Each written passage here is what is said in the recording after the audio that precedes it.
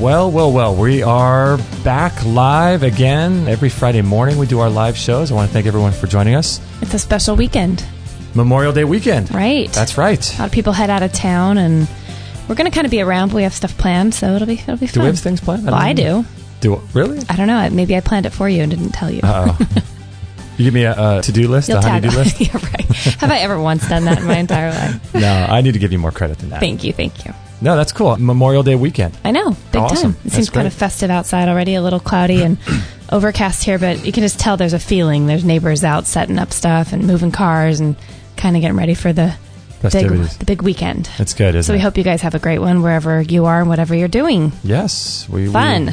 We're excited. And we're excited to have Bryant Meyers on the show today. We're going to be talking about energy medicine and his research into pulsed electromagnetic field therapy and all kinds of good stuff, the fifth element of health. So we'll introduce him in just a moment. But I'm really excited from our latest Patreon, or patron, I should say, Albert. I know, right? Get this. He's the most exciting one. He donated 20 cents per show. That is so rad. That is just, when I saw that come in, I was just thrilled. I know. Isn't that funny? You think 20 cents wouldn't thrill anybody, but we mean it when we say every little bit helps, because if everybody did that, 20 cents adds up. It's huge. I know. It's great. So grateful. Yeah, 20 cents a show. So he's going to be donating 80 cents a month. So cool. And, if all of you guys did that, that's just awesome. Wow. And everyone can afford 80 cents a month or $1, $4 a month. Super, super awesome. So thank you, Albert. If you guys would like to learn how to donate to us via Patreon, you can go to extremehealthradio.com/join. And there's a link on there for Patreon. There's a link on there for if you guys want to support us via Amazon. If you want to bookmark our Amazon link and make all your purchases through that bookmark and support us that way. Or there's links to our store where we sell Bellicon rebounders, saunas, biomats, blenders, juicers, all kinds of cool things in our store. So we are going to go commercial free today's show. No breaks, no interruptions. And so in order to do that, it would be awesome if you wanted to go over to extremehealthradio.com/join and support us so that we can keep doing this show for free. You can also support us in a lot of different ways that aren't financially based. So you can share our shows on Facebook. You do all kinds of cool things. And we would appreciate that a lot. That'd be very, very cool, wouldn't it? As my mom would say, boy, howdy would we.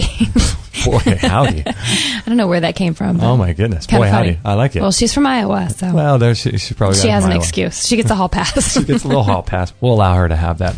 So today is episode 378. So if you want to grab the show notes, you can go to extremehealthradio.com/378 when the podcast version of this show is available. And you can grab the show notes that way, and we'll link to everything, websites and people and different things that we discuss on today's show. And for reference, today is May 22nd, 2015. And also one other thing, too, if you're interested in our bonus to you and want to sign up and grab that, you can do that from your phone now, which is really cool. You can text Get Healthy to 33444, and we'll send you a free ebook that actually sells for $20 on Amazon, called Lessons from the Miracle Doctors, with all kinds of alternative ways to cleanse your body, health tips, all kinds of really, really cool things. Look it up on Amazon if you want, and then go back and text Get Healthy to 33444, and you can check out Lessons from the Miracle Doctors that way. Are people doing that? Oh my gosh. Excuse me, my voice. Are they? That's cool. Yeah, it's really cool. Neat option. I'm glad you set that up. Yeah, it's a great ebook. You can read it on your Kindle, your iPad, all devices that I don't know how to use.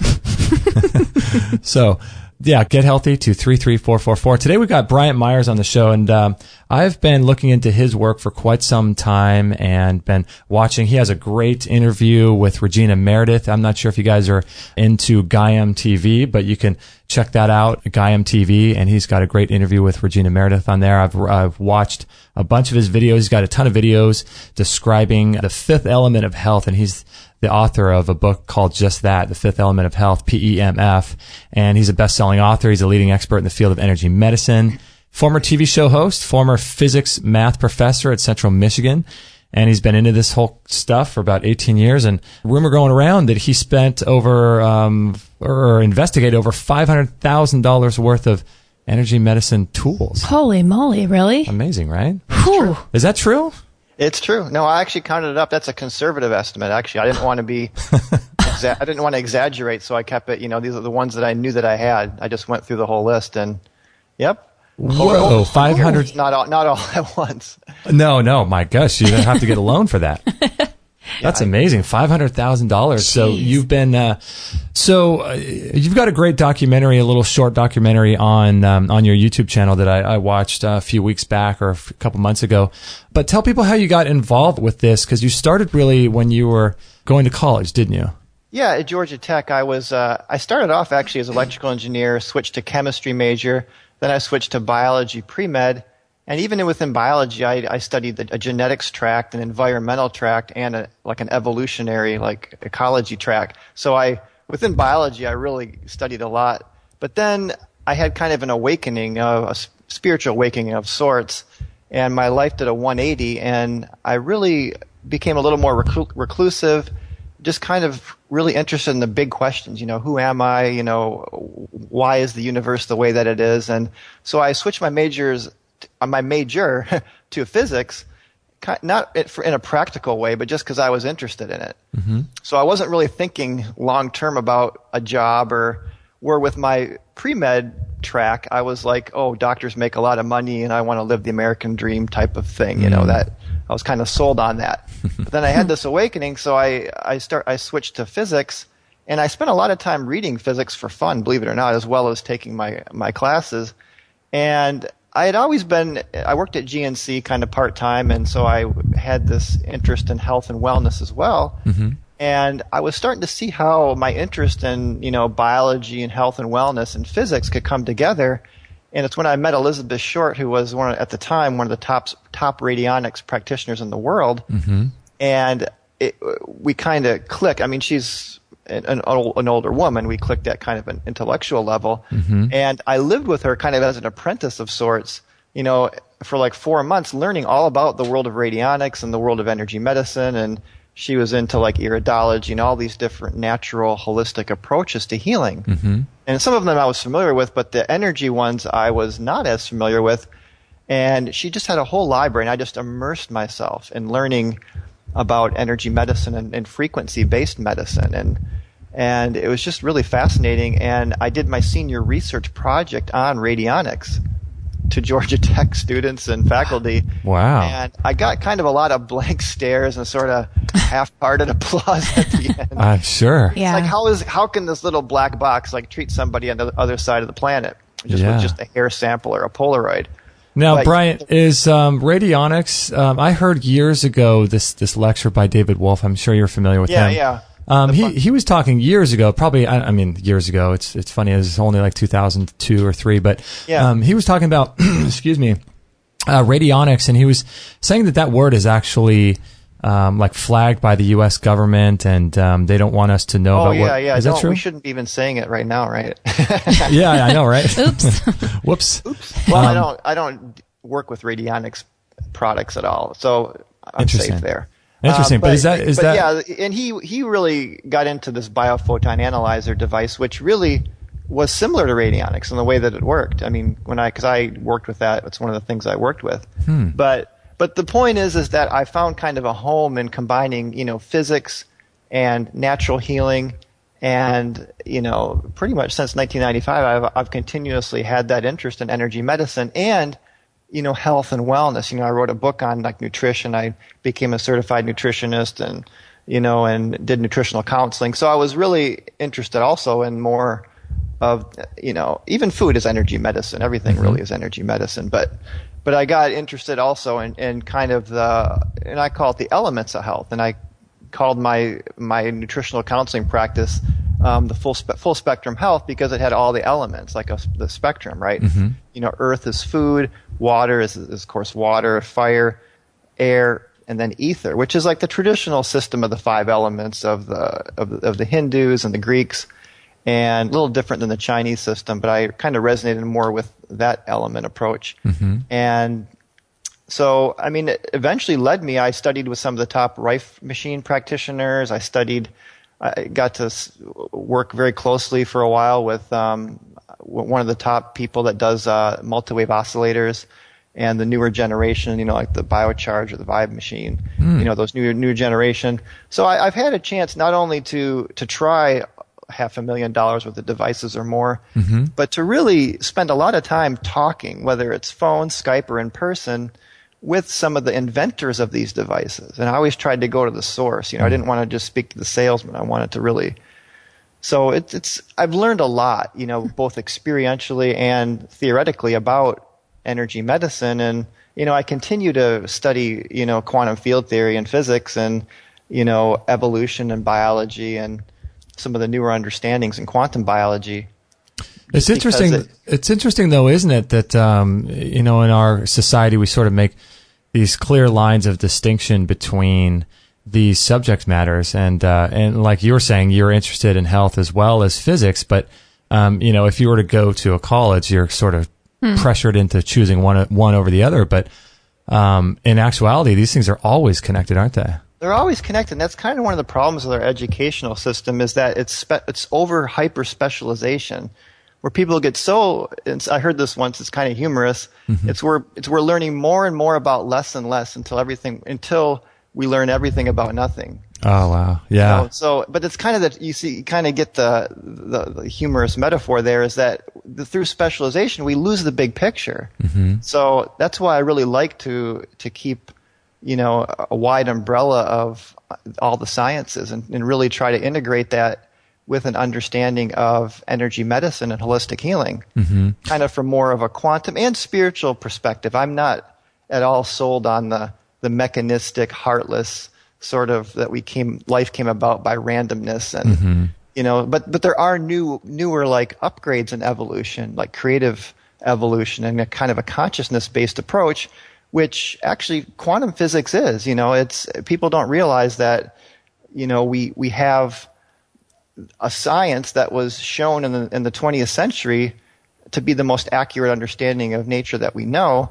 Yet when it comes to medicine and the life sciences like biology, they're still using a Newtonian paradigm to understand their discipline. So there's this disconnect mm-hmm. between the life sciences and medicine from, quantum physics and what physics is shown to be true. Within medicine, actually, the disconnect is not in the diagnostics because MRIs and we have a lot of sophisticated quantum-based diagnostic, mm-hmm. but then they turn around and treat with drugs and surgery. It's bizarre, isn't it? And even bloodletting is still, for hemochromatosis is still used. So it's like it's kind of this weird it's like we diagnose with the quantum sort of equipment, but then we don't turn around and treat quantumly and energetically.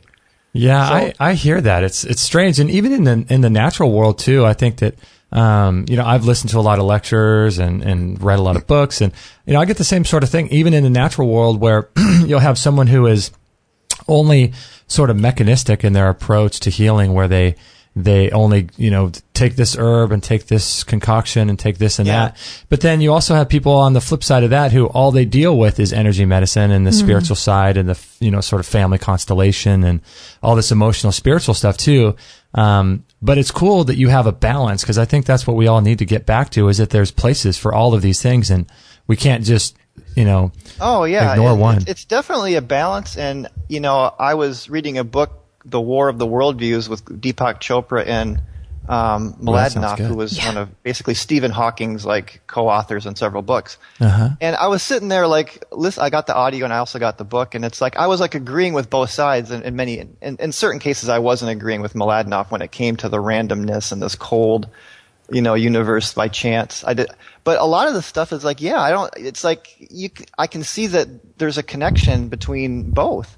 And when I say spirituality, I mean a non-religious, sort of spirituality that's not based on any type of, dogmas or sort of holy books of sorts. But, right. But we can have that spiritual connection without religion. I mean, there's nothing wrong with religion if you're religious.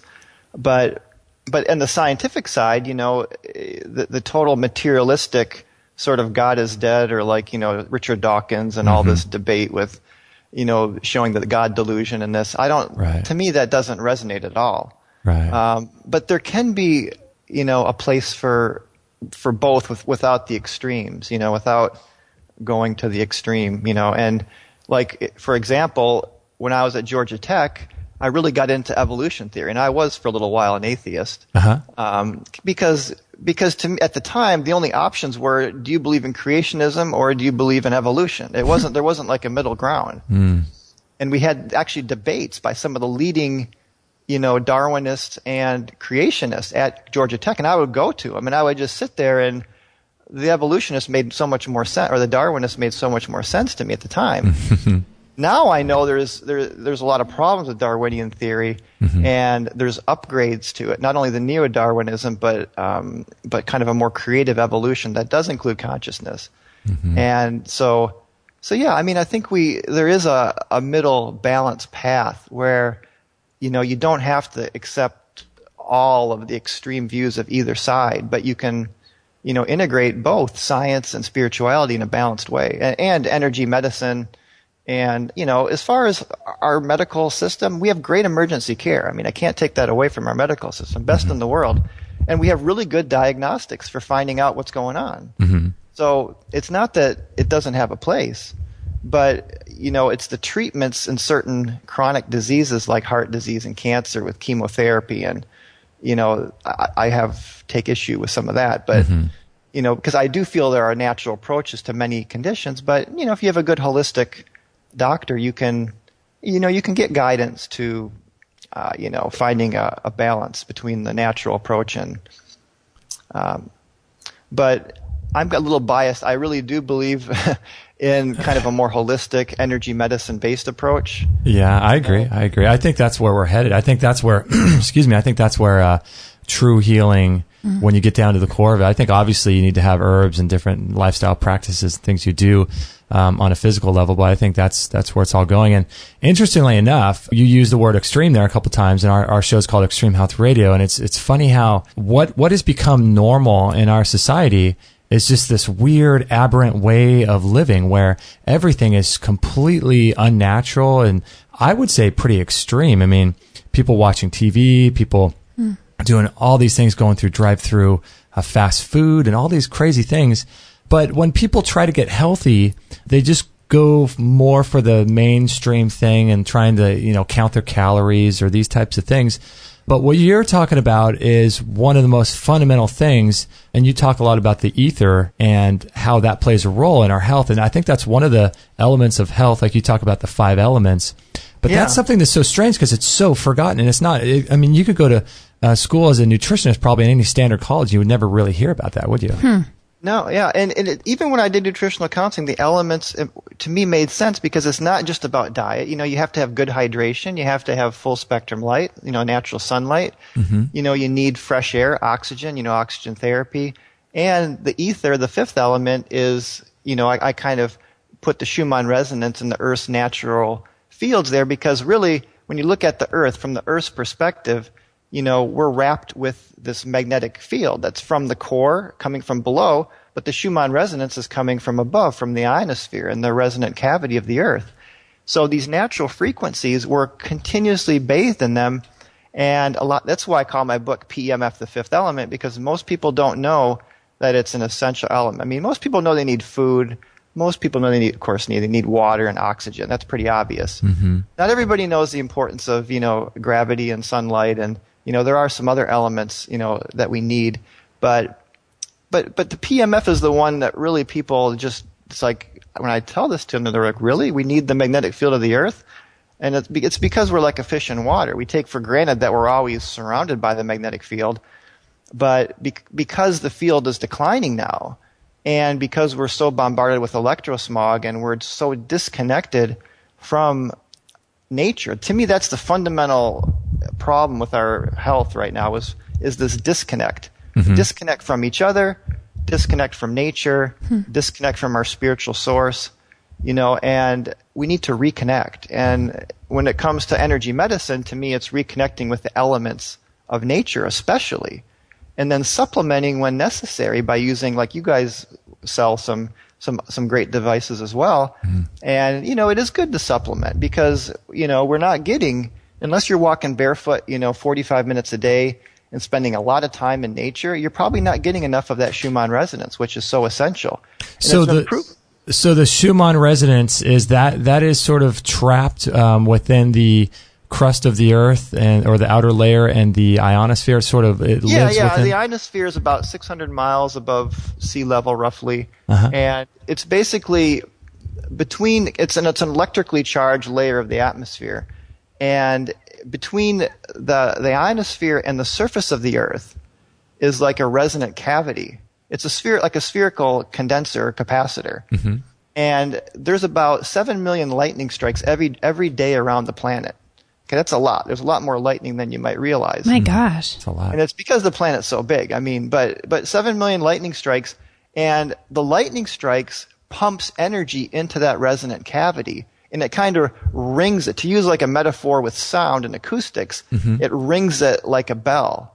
And every bell's got a resonant frequency that you hear when it's rung, or a tuning fork's better. Most people relate resonance more with tuning forks. But the Earth's resonant cavity has an electromagnetic resonance. So it's a little different than sound, but it's more fundamental because it's more like of a standing wave or quasi-scalar wave. Okay. And scalar waves are more fundamental than electromagnetic waves. So they're more informational and more like a deeper level of reality. So you just must think this is crazy. I don't want to get too off topic, but when man goes into space or wanting to go to Mars, I mean, how are they going to be disconnected from this? Well, the mission to Mars, they are already planning in the 2020s of like a mission to Mars with just a select group of people. And guess what? They know they have to include magnetic fields and pulse magnetic fields. That's already in the works. Oh, wow. Because, if you look at a planet, James Lovelock, he worked with NASA, right? And they asked him to try to, figure out what it is about certain planets that give it life. And, he really thought about it, and when you look at the Earth versus Mars or Venus, it's far from equilibrium. It's in the gases, like our gas, we have a lot of oxygen, where the other planets have a lot of carbon dioxide. And so it's because life transforms, the planet. But one of the reasons that one of the theories of Mars, there's pretty good evidence that there was like water and life on Mars. Might have just been microscopic life, but there's some pretty good evidence that one time there was life on Mars, and it was because one of the main reasons that life was extinguished about 3 billion years ago on Mars was that the magnetic field extinguished. The core just wasn't big enough and it just ran out. And if you don't have that protective layer, it's the magnetosphere, right? Not only does it give us the magnetic field, which is so healthy, but it protects us from the solar winds. And the winds from not just the solar system, but from the galaxy as well. All these high energy charged particles, if we didn't, this is what happened to Mars, which when they lost their magnetosphere, it's almost like in a desert, a desert situation. It's the solar wind just literally blew the whole atmosphere of Mars right off the planet so that nothing was left over time. You could survive for a little while without that, but over time the solar winds will just scorch the planet, and it just blows the whole atmosphere right off. So bizarre. So we need this magnetic field of our planet, and luckily, even though the magnetic field is declining, based on the size and the strength and the speed that it's rotating, the core, we have nothing to worry about when it comes to extinguishing our magnetic field. We have at least a few billion years left in the tank. So how much has it actually declined? Well, over the past 300 years, it's declined considerably by almost 50%. Wow. But it's not because it's extinguishing. It's because it's going through a pole reversal. And it's pretty well, it's been in Scientific American, it's pretty well known. I mean, we know that pole reversals happen. And when I say pole reversal, I don't mean pole shift. Some people use the word pole shift incorrectly. A pole shift would be if the whole planet physically turned upside down. Okay. That would be cataclysmic. That would be too good. But a pole reversal is the Earth stays spinning on its axis, physically stays in place, but the magnetic field swap sides from north to south. And this happens every 300,000 years or so over the history of the planet. Does it happen in a fast? In lava, there's all kinds of evidence. Does this happen in a fast manner in the past, or is it something that's gradual? There's still kind of an unknown mechanism. There's models that say it might take, several hundred years or 1,000 years, and some models say it can happen fairly quickly. It seems like the evidence that makes the most sense to me is that it'll happen. It's a chaotic event, right? So within chaos theory, we don't really know. It could be fast or it could be slow, but there's some evidence that the last one, which was 780,000 years ago, so we're actually long overdue. did take some time to migrate from north to south. And it's not a cataclysmic event. It's just we would be exposed to, when the North Pole was, say, over the equator, or let's say it was over Florida where I'm at, I would be seeing like the aurora borealis. It'd be really beautiful at night. You'd see the auroras because remember, the fields wrap around the north and the south. So all the charged particles from the solar winds are wrapped into safe orbits, but they do come in the poles, which there's not a whole lot of life on the poles. So it's pretty safe. We're pretty well protected from a lot of that high ionizing radiation, which is not good for your DNA, right? So there might be an increased risk for cancer if this did happen, and you would want to supplement. In my opinion, you want to make sure you got a pulse magnetic field device to sort of give you, because as it's switching, and all the mathematical models show this, the magnetic field always weakens prior to a flip. So what's happening now makes sense that the magnetic fields are declining. And we can see, like in the South Atlantic anomaly, we can start to see, the field lines that should be coming out are going in. So when you think about it, if you got two fluids going in opposite directions, and we're talking about magnetic fluid, kind of metaphorically, it would make sense that they start to cancel each other out, right? So you have this sort of tension between, the Earth, because the field line should be coming out of the South Pole and wrapping into the North, because the South Pole is really the North Pole. People get a little confused because our compasses point to the North Pole. But that's because our compasses are, a north magnet is attracted to a south magnetic pole, right? Right. Interesting. But anyway, one of the messages of my book is we are experiencing this decline, and however long it takes for the poles to flip, we're not getting enough of the natural Earth magnetism that we did even just 500 years ago, and there's evidence that it's only like 1/10 of what it was a couple thousand years ago. So when someone gets exposed to this Schumann Residence and this magnetic frequency, what kind of effects is it having? Because obviously, it's very important because NASA understands it, and you pull a human being off the Earth, and they're going to need this. So what's happening in the body? What kind of happens when we're exposed to this kind of frequency? Yeah, the brain, first of all, it sets the circadian rhythm. There's basically an internal clock and an external clock. Most people are kind of familiar with circadian rhythms or circadian rhythms, and that's really kind of the daily cycles. And usually it's light and dark that people are familiar with, that we have these light dark cycles. But there is rhythms that the Schumann Resonance does set the tone, kind of at a fundamental level, that for all the cells to sort of march in unison. It's kind of like the rhythm section of a band, right? It kind of keeps the beat of the whole band. So we need this Schumann resonance, and it's very interesting that it's right at the alpha theta kind of border between alpha and theta brain state. So if we were really tuned, and our brains are electromagnetic, right? So if we were really entrained and tuned to the Earth, we'd be in a very sort of calm, peaceful state all the time. And so there's some very fundamental ways, and there's certainly much research that needs to be done.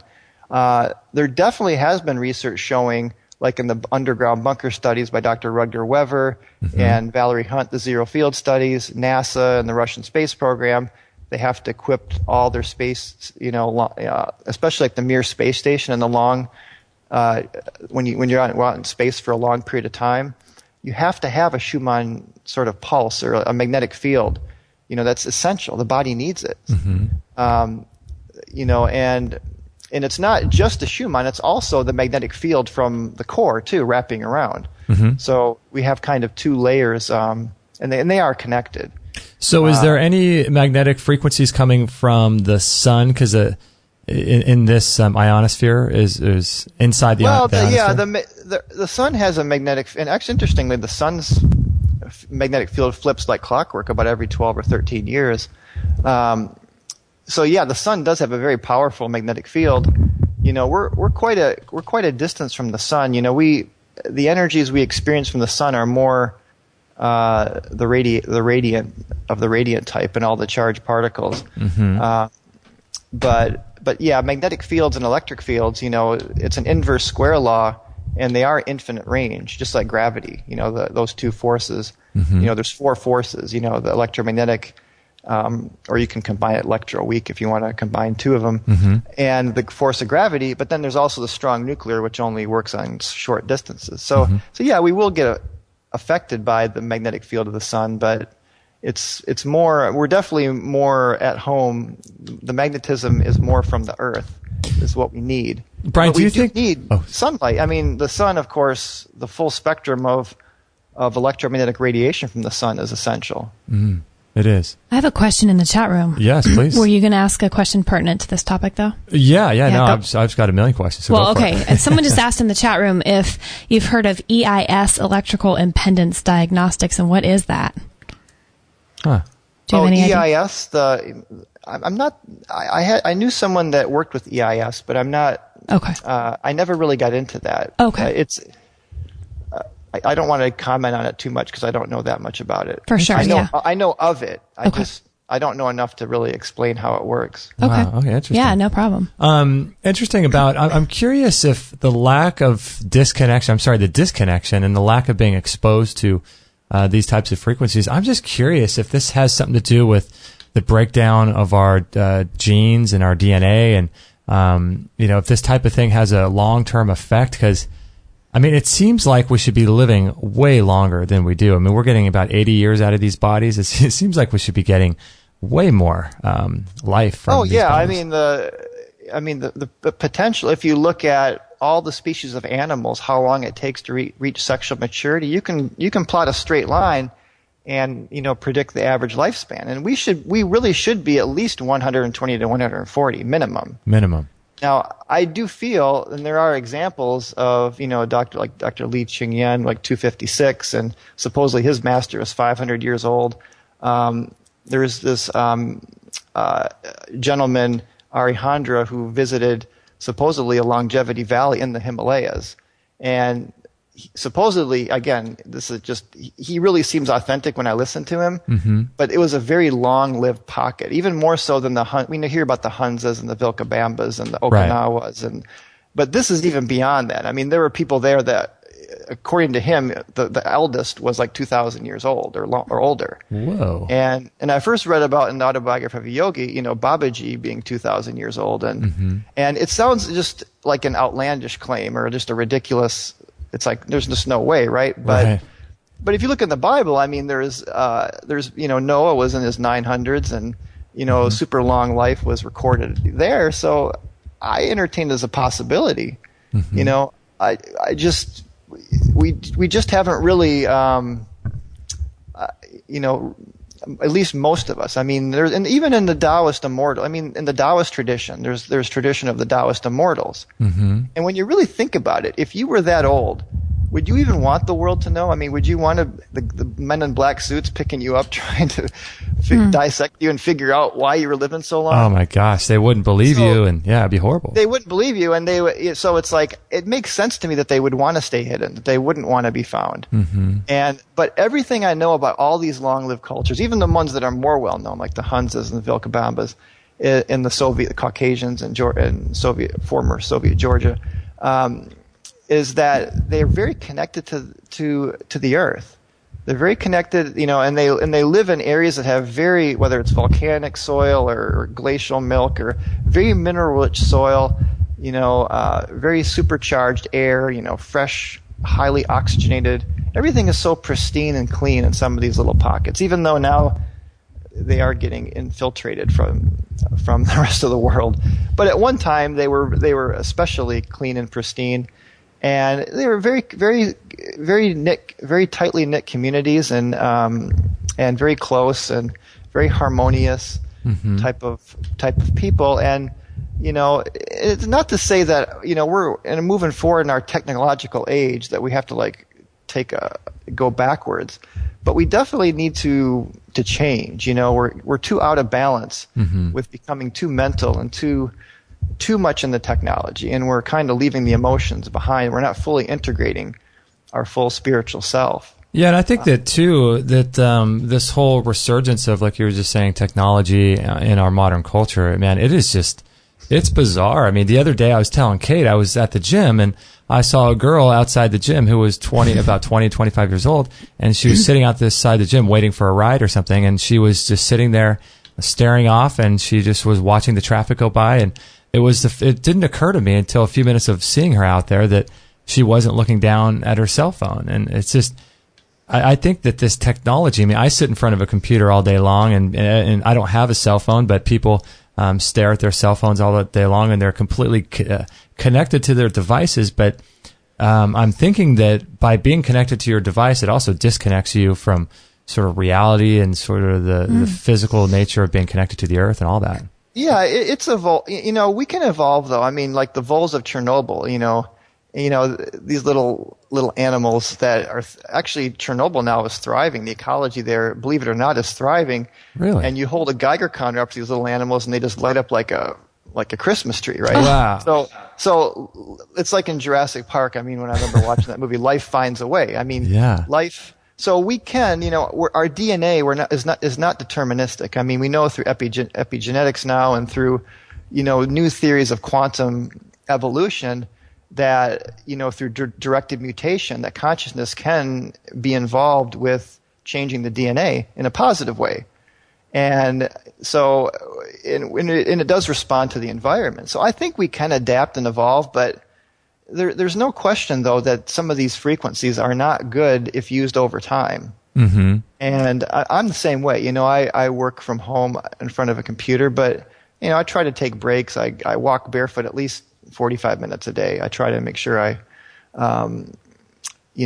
spend some time connected. I live right on the river, and I got my own little private forest. I can just, so I think it's important to try to get a balance and you just have to do your best to be connected a little bit, or try to be a little more connected to nature, and try to minimize electrosmog in your house, because I tell people there's good PEMF, and I call it PEMF with a P for positive, like the good EM. It's electromagnetic fields, but it's positive or pulsed electromagnetic fields.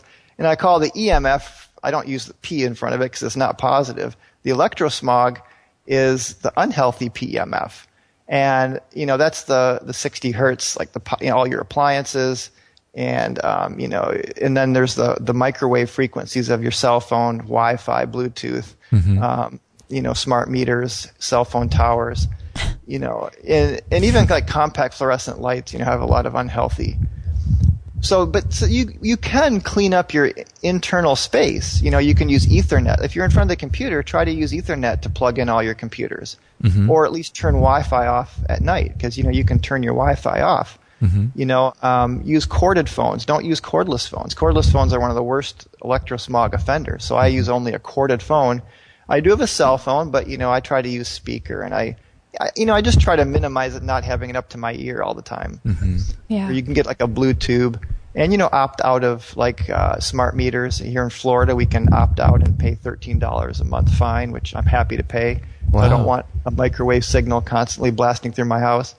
Yeah, we've done a show on the whole smart meter thing, and that's quite an issue. It's I didn't know that you could do that in Florida, and I got to look into that for California. Every state, yeah. You just look. I mean, it was surprisingly easy. I just went into Google and I just typed in something like "opt out of smart meter Florida," and a number like popped up. I'm like, wow, this is easy. I called it. Someone picked up in a few rings, and no way. And it was done. It's like, holy cow! I was like expecting some like long process of me having to write letters. Yeah. But it turns out it's just money. They just want money. So you pay them $80 and $13 a month, and the guy comes out at my old house, they actually put the old analog one back in. At this house, it's still digital, but I took my tri-field meter and tested it, and it is good now. Oh, wow. Because I do tell people to invest into the tri-field meter so they can test both the 60 hertz, like the lower frequency, and the microwave. Because you got to go around your house and really see what's causing the trouble. Yeah, the 60 hertz is really, really dangerous. The 60 hertz, I don't know why America chose to go with that, but I think in Europe it's different. It's 50 hertz in Europe. 50, yeah, 50. It's neither are ideal, but yeah, you're right. I mean, if you look at a current like map of some of the low ELFs or the extremely low frequencies on the Earth, there's actually a big spike at 60 hertz. I mean, you see the Schumann Resonance, like you can see the Schumann Resonance.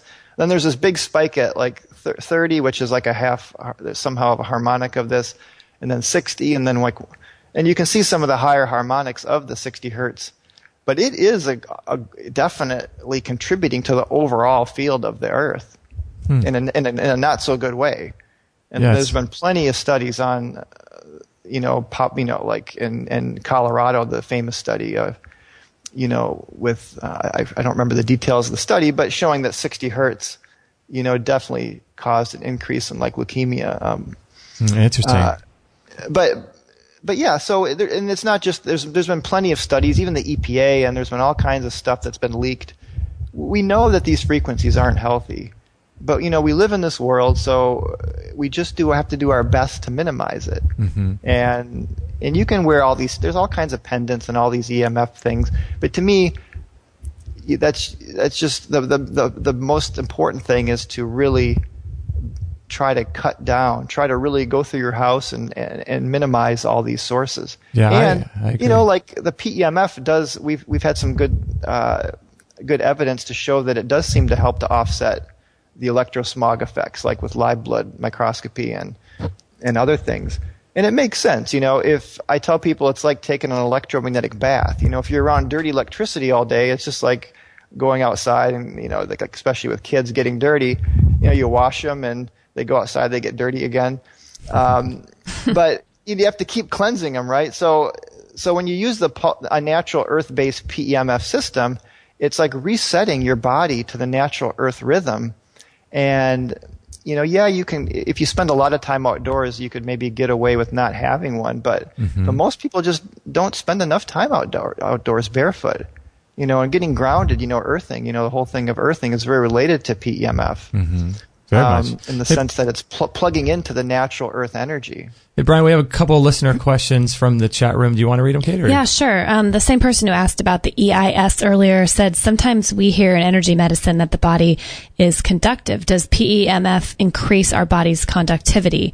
And does it matter, what we are conductive to? Example, positive or negative energies. And they said that's why they asked about the EIS, because it measures body conductivity.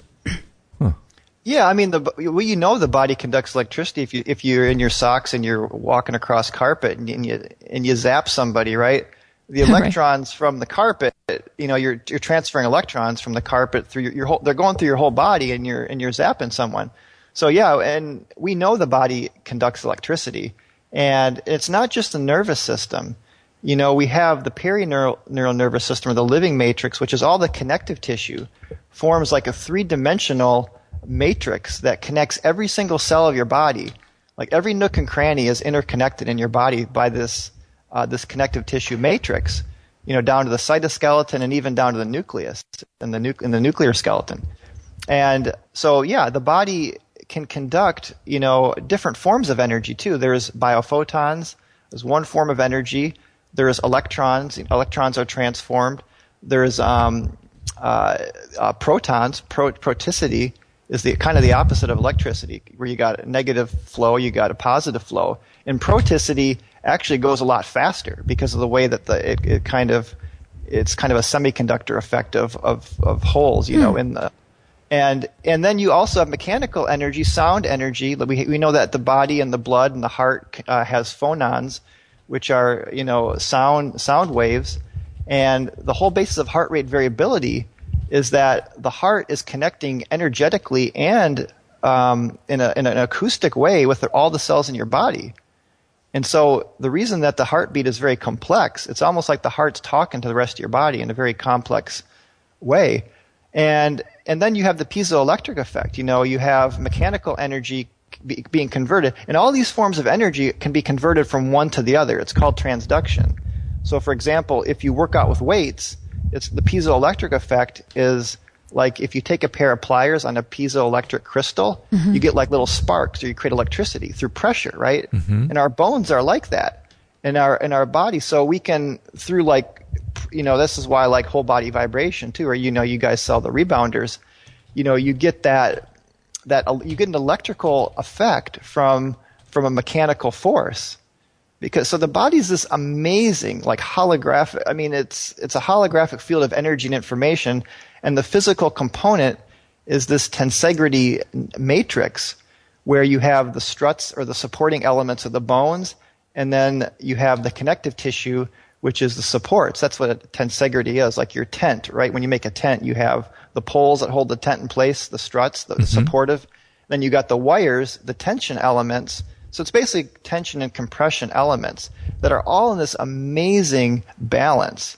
And so yeah, to answer that question, the body is very much an energetic system, and it conducts energy in many different ways. It's not just one way. And PEMF can increase conductivity.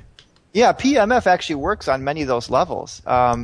So, for example, PEMF therapy is shown to improve circulation, to improve oxygenation, to improve the electrical potential across the cell membrane, the transmembrane potential.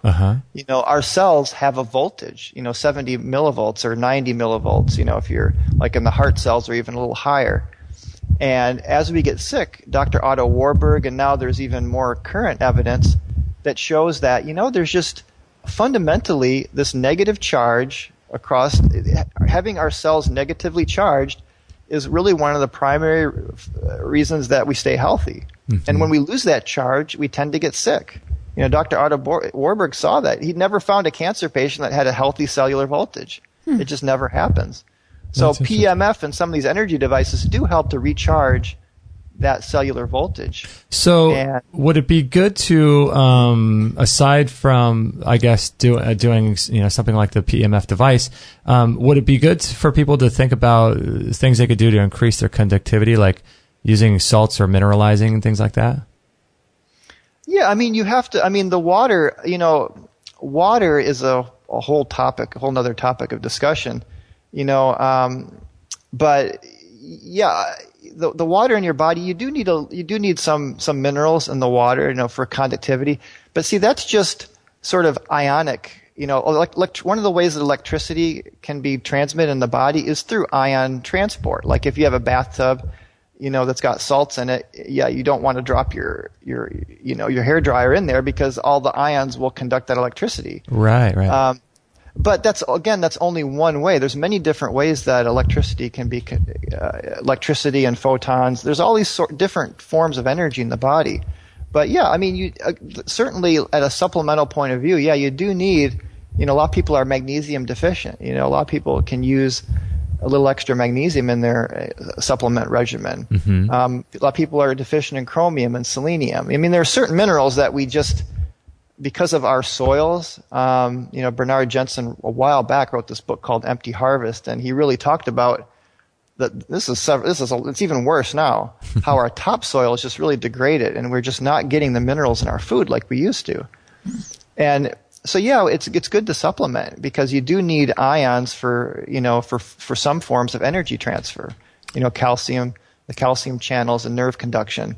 But that's just part of it, though. That's just part of the story. Biophotons are a very important form of cell-to-cell communication, and that works, that doesn't need ions. The photons we have this biophotonic network, and it seems that DNA emits biophotons. So it's this old sort of outdated, the fact that we're like a bag of chemical reactions. We have to get out of seeing the body that way, which includes even, because when you talk about ions and conducting electricity, that's still kind of in that bag of chemical reactions paradigm. And the cell is much more than a bag of chemical reactions, and the body is not like a mechanistic machine. I mean, it is to a certain degree. It's not that all that is wrong, it's just that it's very limited. But I do agree, definitely opening up your energy channels, and when I talk about that, not just physically, like in your circulatory system, your nervous system, your lymphatic system. A lot of people get a lot of blockage in their lymph, and so energy is moving through all these channels. But at the subtle level, you have the meridians, which are again very connected to this connective tissue matrix, as current research is showing, and as paths of least resistance, not just across the skin, but also in the matrix within the body. And like the chakras and the system of the chakras is actually getting more and more validation as well as being real. People get blockages in all their chakras too. And to me, like the meridians and those subtle energy pathways are what you really want to open up, because they're more fundamental than the physical. They're part of the morphogenetic sort of holographic template of the physical body. So when you remove those deeper blocks, then the physical body, because it's created by these fields, or in part, the form comes from the fields, that, those are the ones. And energy medicine really does work on many of these subtle channels. Like I had an acupuncturist, and she used the PEMF in conjunction with acupuncture, and she would tell me, she's like, this is like whole body acupuncture, and people lay on the mat. Wow. Because it helps to open up those blocked energy channels, of the excesses and deficiencies. That's wild. If people are listening and they're interested in this sort of energy medicine, I read a book. I know I referenced this on the show quite a bit, but I read a really great book. I'm sure you've read this, Bryant. Elegant Universe by Brian Greene years ago. Oh yeah, absolutely. Great book. And you know what? I just found out. I sit in the sauna here every day, and I love sitting in it. But what I normally do is I watch documentaries. I watched your stuff when I was in there. But he actually has the Elegant Universe on through Nova as a documentary, really great documentary. Yeah. And he goes through all the stuff that you're talking about, and the frequencies and the quarks. And when you really get down into it, we are energetic, frequency-based beings. Oh, absolutely. And again, people don't realize. I mean, when we talk about quantum field theory, we're talking about the primacy of fields over the primacy of particles. People still kind of think that, we're made of atoms, we're made of all these particles and cells, and it's like that's again a Newtonian approach. Modern quantum field theory is showing that where the field is primary and particles are just excitations in the field, right? All the fundamental particles. When I say fundamental, I mean like fundamental, like quarks and electrons. And and there's different types of quarks, but the most common are the up and down quark, and the electron and the neutrino, and the others are just not found as much in nature. And then you got the bosons, which are your photons and your gluons, and those are the force carrying elements. Each one of those fundamental particles has their own field, and particles are just excitations or like spikes in the field, right? So the field connects everything, and in what a lot of the top, including Brian Greene in the Elegant Universe, and a lot of the top, actually, even Stephen Hawking and some of the top physicists in the world are starting to. There's more and more evidence showing that the universe is holographic as well, and from very precise mathematics too, from of our best understandings of black holes, and I won't get into all that right now, but it's very fascinating that it's not just a metaphor that we live in a holographic universe. There's some good evidence that it literally is a holographic universe, right? At the quantum level. And, string theory and M theory, there's certain connections between the standard model using like a holographic principle. You can see how they're connected. And, but it's really fascinating. Yeah, I really enjoy those type of documentaries and books. Oh, they're so good. Yeah, I love those things. So I wanted to ask you too about this PEMF mat that you were just mentioning during acupuncture. I've been looking into this and just very, very fascinated as to. I think I initially saw some videos by David Wolf, and he was talking about it, but this PEMF mat. Can you talk a little bit about that and what people use it for and how it affects people in their bodies? Yeah. Pulse magnetic field therapy, the research actually has been around since the late 70s, early 80s. And in the Eastern European studies, they looked at, first they started with static magnets, because pulse magnetic field is the cousin of static magnets. They're related. And if you get an oscilloscope, a static magnet is just a flat line. It's just a constant field, right? So a pulse magnetic field it's similar to a static field, but it's got a frequency to it. So instead of it being a flat line, it can have a sine wave, it can have a sawtooth, it can have all these different modulations and variations, and then different frequencies as well. And the frequency is the key. Okay. And so the research, very powerful research showing that it helps with nerve regeneration, bone, fractures, tissue regeneration, pain reduction, and to this day it has FDA approval for a lot of those things now even. So, but it all kind of started in some of the early Eastern European studies. But going back even further, the ancient Greeks and the Egyptians and the Chinese, they used lodestones. They used, magnetic fields even way back. Mm-hmm. But the research really started around like the late 70s, early 80s on pulse magnetic fields. And they found very early on that they worked better than static fields.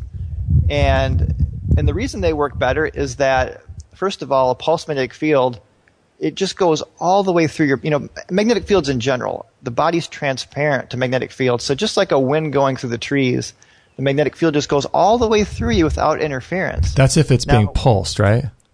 Well, even static magnets, but the static magnets don't quite penetrate as deeply. As deep. Because okay. when you use the low frequency PEMF, you get a much deeper penetration. And, it's just kind of a similar analogy with far infrared saunas where you get the right wavelength that penetrates deeper. Mm-hmm. Magnetic fields and magnetic fields are kind of similar that way. And PEMF treats the whole volume of your body. And again, especially comparing it to like TENS units and all these electric field and electric current based devices, mm-hmm. And even like lasers, you get a lot deeper penetration. Mm-hmm. And because through Faraday's law, because it's a changing field, a changing magnetic field creates a changing electric field, which creates an electrical current, right? Mm-hmm. So you get all this ion, you get all this energy, and it makes sense that we're energetic beings. And when you have a pulsed field, you're increasing little microcurrents. So it's like you're getting, if there's any little energy blockages, the little currents start to get going. You kind of helps to unstick those blocks. And it directly affects the cell membrane potential in ion transport. And there's all kinds of other great research. And there's over 30,000 studies now on pulse magnetic field therapy. Like I said, it's got FDA approval for a list of different conditions. Mm-hmm. And so even our stubborn medical system acknowledges that it works. It's interesting because with things like this, it gets the FDA approval on things that it's kind of funny. I kind of laugh because it seems like it would get the FDA approval on things that there's not much money in, but really the people that are in the know can use it for a million more things, right? Oh yeah, the main reasons, and I've been working with an Earth-based PMF system, the IMRS, if I'm allowed to say the name, mm-hmm. For about seven or 8 years. Uh-huh. And I like it because it's the one when you saw David Wolf's videos, it's the mm-hmm. same one he was showing. Oh, okay. And there's a newer generation of it now. But the number one main benefit that people get is pain relief. Or the number one reason people buy it is for pain relief. Because, everybody's in pain. I did a whole video series on PMF and pain just because it's just so prevalent. And really, just about every disease or every problem has like pain as an unpleasant side effect. Uh-huh. Even like heart disease, some of the leading killers, cancer, pain, like people's levels of morphine that they can handle and as a cancer patient becomes almost as toxic as the cancer because their pain levels are so high. Mm-hmm. So pulse magnetic fields, and this is one of the things about getting reconnected to nature. If we're really connected to nature, the natural PMF of the earth, and this has been shown, increases endorphins. And endorphins are your body's natural, opiates that create a very pleasant feeling. And without those endorphins, we would start to experience pain for no reason. Dr. Nakagawa did a whole paper on magnetic deficiency syndrome. And he found that like workers that worked in like concrete and steel structures for long periods of time, they would get increased sensations of pain. They would get chronic fatigue. They would get, the muscle aches and pains, depression. Mm-hmm. And he found by just, using, magnetic fields and pulse magnetic fields, he was able to reverse it very, very, very straightforward, very simply. And it was simply because these people were not getting enough vitamin P, PEMF. Mm-hmm. And it is an essential element. As I mentioned before, there's been plenty of research to show that we do need these natural fields of the earth. But pain is a big one that most people have aches and pains at some point. And number 2 benefit that I see is better sleep. And this is another big one. A lot of people have trouble sleeping or not getting really deep quality sleep. And if you think about it, if you're in front of all these computers and if your brain is going like in high beta or like 40 hertz when you hit the pillow, you got a long way to go to bring it down to theta delta, those low, slow brain waves. Right. And the beauty of PEMF in the unit that I work with, and there's other units in the market that'll do this as well, is there's a nighttime setting where it's like a theta delta setting, right? And because the brain is electromagnetic, we know that from EEGs, and there's certainly plenty of evidence that the brain is electromagnetic. It's simple resonance and entrainment. It's like if you got a couple grandfather clocks on the wall, all the pendulums will swing in unison. Because the vibrations are subtly transmitted through the wall. It's not magic, but it's in chaos theory. This is called entrainment. And systems that have frequency components to them, if they become coupled, a lot of times if the driving frequency is strong enough, they become entrained. So if you lay on and I get this all the time, as probably the number 1 side benefit of using PEMF is better sleep. And if you do it right before bedtime, it just slows that brain right down to theta delta through entrainment. And I feel this too. I get off the mat and I'm just so sleepy. I just want to just roll right into bed. That's really cool. It's interesting too. Are you a proponent of stacking some of these energetic principles on one another? Because I'm pressed for time, as I'm sure you are too, with all your projects going on, and everyone listening too. We're all pressed for time. I mean, you mentioned about biomat. I actually have one practitioner that uses the biomat and the PEMF at the same time. Oh my goodness! And I told him, it's like, I don't know if I would recommend that, but he said he's getting great. I said, if you're getting great results, I can't argue with results. Yeah, because they're so different. But how awesome is that? That's great. Yeah, I mean. I'm all about time. And the nice thing about the PEMF mat too, even if you don't use it at the same time, is I would say a better thing to use at the same time would be like the LEDs or like laser therapy. It's more easily because it's a more coherent light. Ah, okay. But hey, because the biomat those are infrared kind of energies, and I really thought about it. It's like, the magnetic field, the coherent magnetic field coming out of the coils, it probably really wouldn't interfere too much with the infrared. The kind of different ends of the different parts of the electromagnetic spectrum. You know what I like to do on the biomat is I like to do meditation or read a book or do my stretching and things like that. You could do all those same things on the PEMF mat as well. Oh yeah, absolutely. And it's because it's the earth. You're supplementing. I learned from Victor Schauberger, trying to figure out what's the best water to drink. Actually, come back to spring water, but if it's not spring water, it's just try, comprehend and copy nature. Try to understand nature, and when necessary, when you're deficient or not able to get those things from nature, try to duplicate them as best as possible.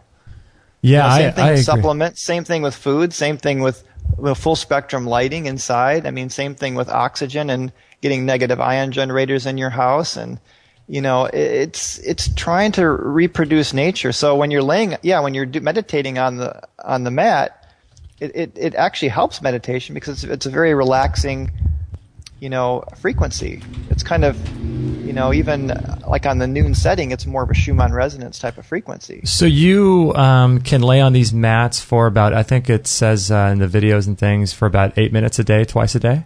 Yeah, 8 minutes twice a day, very time efficient. Why the 8 minutes? I'm always curious about that. Yeah.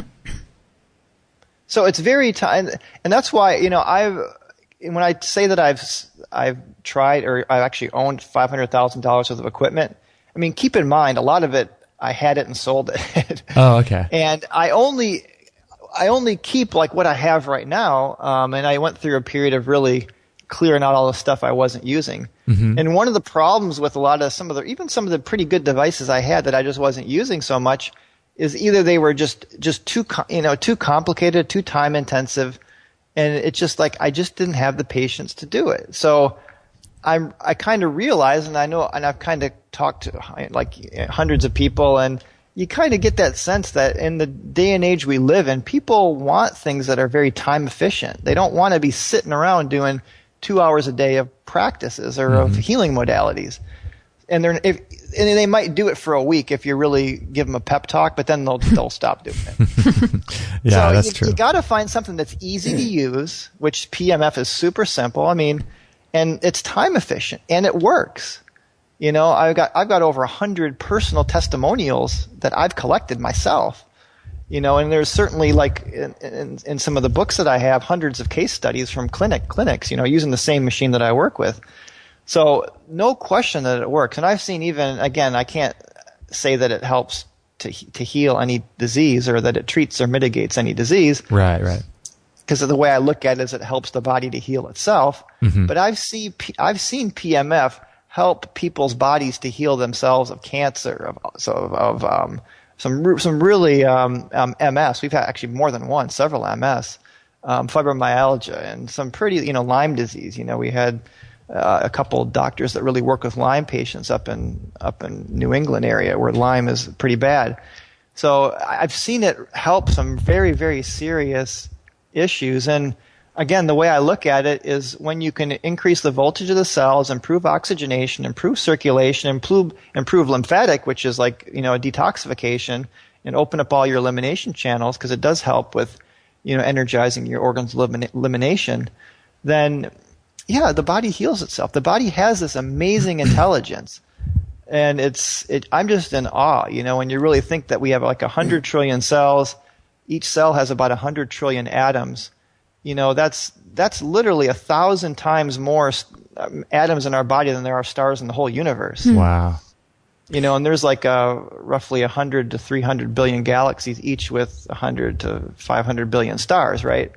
So when you really contemplate just how big the universe is and how many stars there are, like looking at the night sky, you're only seeing about 10,000 stars on a dark night. Right. I mean, without the aid of a telescope. But it still seems like a lot, right? Well, it's just a drop in the bucket, 100 trillion. I mean, and all these cells are coordinating in this amazing, coherent harmony. And again, quantum field theory, through quantum coherence, there are ways to understand this at least better from a quantum mechanical point of view. Certainly from a Newtonian point of view, random collisions of hormones and enzymes just doesn't cut it. Yeah, no, I agree with you. There's we had a guest on a while back, Dr. Bob Marshall, who talked about the plasma energy field around the body and that sort of circles around the body and the way our physical body is able to communicate with this plasma energy field. It's just completely fascinating, and it's really strange to me that we still have this mechanistic approach in modern medicine. And so it drives me kind of nuts when I hear all this, like the body's a machine stuff, but it's so much more than that. But Kate, you wanted to, I think there's a listener question in the chat. Oh, there's not a listener question. I have my own question. Oh, yeah, there you go. I was wondering about this 8-minute thing. I mean, obviously it is very time, it's great for people that are short on time, but is it like Justin and I have this low level laser we use, and when we interviewed the experts on that, they said, not necessarily more is better. Is it true with this mat as well? I mean, is it doing you, I doubt it can do you harm, but if people that's actually the more is better, in this it's not just American, it's kind of I think it's mainly American, like the supersized mentality. Oh man. We just have this mistaken idea that if one pill is good, that two's got to be better. If this setting, like on a laser, is good, the higher setting's got to be even better. And you bring up lasers, which is really good, because lasers, the phenomenon is called hormesis, which even like drugs have a hormesis curve. And basically, hormesis is, a little bit of stress is good, but too much is not. And there's basically like a curve where there's an optimal range, where if you don't get enough, it's a deficiency, but too much is a toxicity. If you don't get enough, you don't have any effect. If you get too much, you get a side effect. Mm-hmm. But there's a sweet spot. And in low light laser therapy, it's in a few joules per square centimeter. If you go up to 100 joules per square centimeter, all of a sudden the benefits of laser therapy go away. What's going on here? It's just kind of counterintuitive. It's like you'd think that shining it brighter would cause even more pain relief or more regeneration. Exactly. Well, it doesn't. And it's because the body is this amazing quantum system of very, very precise interconnections. And when you try to use force, when you try to use, this more is better, this force approach, that higher force, that higher dosage creates a stress on the body that the body's got to sort of counteract. Mm-hmm. So the trick is using the key is resonance here, is frequency resonance. It's not intensity. Even with lasers, the lasers already have the resonance because they use a very precise frequencies. Mm-hmm. But you don't need to go above a few joules per square centimeter. Mm-hmm. And that seems to be like, this amazing system that we have is very sensitive, very subtle. You have to use finesse is the word. Yeah. Not brute force. Not the sledgehammer approach. Yeah. This is the counterintuitive. This is the basis of homeopathy too, and it's sort of counterintuitive that low doses would work better. But when you start to understand the body from more of a quantum perspective as being quantumly coherent, all the phase entanglements, this delicate interconnectedness that we have in our body. It's very, and our bodies aren't just delicate. I mean, they are strong, mm-hmm. but hormesis is kind of the concept there, and a lot of low light laser therapy experts bring up the topic of hormesis because a hormesis curve again shows you that you need that optimal dose. Right. We did a show. But a little bit of stress is good. A little bit of stress, like fasting, for example, is a hormesis. When you kind of, with food, you can do hormesis with water. If you use alkaline water, you can kind of create a hormesis effect. But you don't want to do it too much of it. Mm-hmm. Cold thermogenesis is hormesis. Mm-hmm. Sauna therapy is hormesis. But again, you can overdo, because it does create kind of a stress, but in a good way, mm-hmm. right? So you don't want to overdo. So you can definitely overdo sauna therapy, but like a half hour every other day is good. Or just listen to your body. Your body will know if you get depleted. Yeah, I agree. And we did a show, I was going to say a while back, that on low radiation stones. This guy out in I think Utah. Yeah, the hormesis stones. That's mm-hmm. The hormesis stones. Really fascinating stuff. There's a whole book on that, on hormesis. So that's mm-hmm. the basis too. Is that radiation hormesis with these hormesis stones, typically we're told that ionizing radiation is bad for us. And in general it is. But again, it's the stress for example, if you work out with weights, you're like literally tearing your muscle fibers, right? Mm-hmm. And they're being rebuilt stronger. So you're stressing the body and it's built stronger. With hormesis radiation, it's the same thing. The radiation will stress your body's sort of ability to compensate. There's all these very intricate, interrelated systems: the nervous system, the endocrine system, the immune system, all have these inflammatory responses.